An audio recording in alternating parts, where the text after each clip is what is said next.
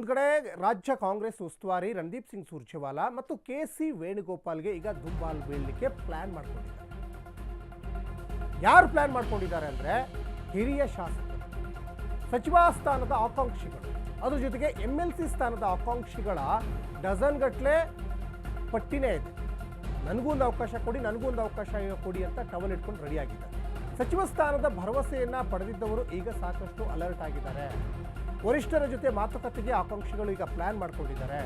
ಒಂದು ಸುಳಿವು ಸಹಜವಾಗಿ ಸಿಕ್ಕಿರ್ತದೆ, ನಿಮಗೊಂದು ಚಾನ್ಸ್ ಸಿಗುತ್ತೆ ಅಂತ. ಅವರು ಈಗ ಸಹಜವಾಗಿ ಕನಸುಗಳನ್ನು ಕಾಣ್ತಾ ಇರ್ತಾರೆ. ವರಿಷ್ಠರು ಯಾವಾಗ ರಾಜ್ಯಕ್ಕೆ ಬರ್ತಾರೆ, ವರಿಷ್ಠರು ನಾವು ಯಾವಾಗ ಭೇಟಿ ಆಗೋಣ, ವರಿಷ್ಠರ ಜೊತೆ ಯಾವಾಗ ನಮ್ಮ ಇಂಗಿತಗಳನ್ನು ವ್ಯಕ್ತಪಡಿಸೋಣ ಅಂತ.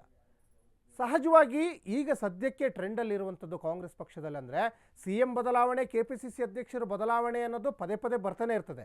ಆದರೆ ಈಗ ಆ ವಿಚಾರ ಅಲ್ಲ. ಈಗ ಸದ್ಯಕ್ಕೆ ಸಂಪುಟ ಪುನರ್ರಚನೆ ಆಗ್ಬೋದೇನಾ, ಸಂಪುಟಕ್ಕೆ ಒಂದಿಷ್ಟು ಸರ್ಜರಿ ಕೊಡುವಂಥ ಕೆಲಸಕ್ಕೆ ಹೈಕಮಾಂಡ್ ಮುಂದಾಗ್ಬೋದಾ ಅನ್ನುವಂಥ ಚರ್ಚೆ ಆಗ್ತಾ ಇದೆ. ಹಾಗಾದರೆ ಸಂಪುಟ ಪುನರ್ರಚನೆ ಆದರೆ ಯಾರಿಗೆ ಕೋಕ್ ಕೊಡ್ತಾರೆ, ಯಾವ ಸಚಿವರಿಗೆ ಕೋಕ್ ಕೊಟ್ಟು ಹೊಸಬರಿಗೆ ಅವಕಾಶ ಯಾರಿಗೆ ಸಿಗುತ್ತೆ ಅನ್ನೋದು ಸದ್ಯಕ್ಕೆ ನಡೀತಾ ಇರುವಂತಹ ಟಾಕ್. ಅದ್ರ ಜೊತೆಗೇ ಖಾಲಿ ಇರುವಂತಹ MLC ಸ್ಥಾನ ಭರ್ತಿ ಮಾಡುವಂಥ ವಿಚಾರ. ಇನ್ನು ಕಾಂಗ್ರೆಸ್ನಲ್ಲಿ ಈಗ ರಾಜಕೀಯ ಚಟುವಟಿಕೆಗಳು ಗರಿಗೆದರುತ್ತಾ ಇದ್ದಾವೆ. ರಾಜ್ಯ ರಾಜಕಾರಣದಲ್ಲಿ ದೇಶಭಕ್ತಿ ಪಾಲಿಟಿಕ್ಸ್ ಈಗ ನಡೀತಾ ಇದೆ. ತಿರಂಗ ಯಾತ್ರೆ ಬಳಿಕ ಈಗ ಜೈ ಹಿಂದ್ ಕಾರ್ಯಕ್ರಮ, ತಿರಂಗ ಯಾತ್ರೆ ಮಾಡಿದ್ರು ಕಾಂಗ್ರೆಸ್ನವರು.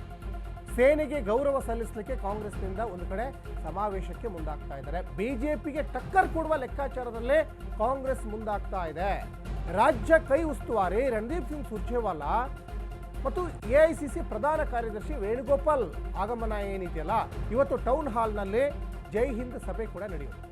ಸೇನೆಗೆ ಗೌರವ ಸಲ್ಲಿಸುವಂತಹ ಕಾರ್ಯಕ್ರಮ ಅಂತ ಒಂದು ಕಡೆ ಕಾಂಗ್ರೆಸ್ನವ್ರು ಹೇಳ್ಕೊಳ್ತಾ ಇದ್ದಾರೆ. ಇದು BJPಗೆ ಟಕ್ಕರ್ ಕೊಡುವಂಥ ನಿಟ್ಟಿನಲ್ಲಿ ಕಾರ್ಯಕ್ರಮ ಆಗಬಾರ್ದು. ಜೈ ಹಿಂದ್ ಅದು ದೇಶಭಕ್ತಿ, ಅದು ವ್ಯಕ್ತಪಡಿಸ್ಲಿಕ್ಕೆ ಸಾಧ್ಯನೇ ಇಲ್ಲ.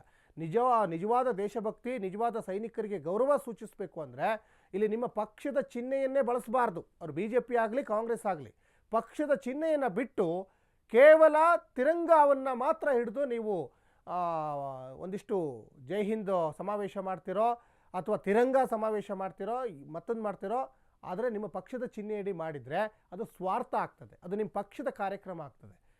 ಇವತ್ತು ಸೇನೆಗೆ ಗೌರವ ಸಲ್ಲಿಸಬೇಕು, ದೇಶಕ್ಕೆ ನೀವು ಗೌರವ ಸಲ್ಲಿಸಬೇಕಂದ್ರೆ ಪಕ್ಷದ ಚಿಹ್ನೆಯನ್ನು ಬದಿಗೊತ್ತಿ ಕೇವಲ ತಿರಂಗದ ಜೊತೆಗೆ ಮಾತ್ರ ಬನ್ನಿ.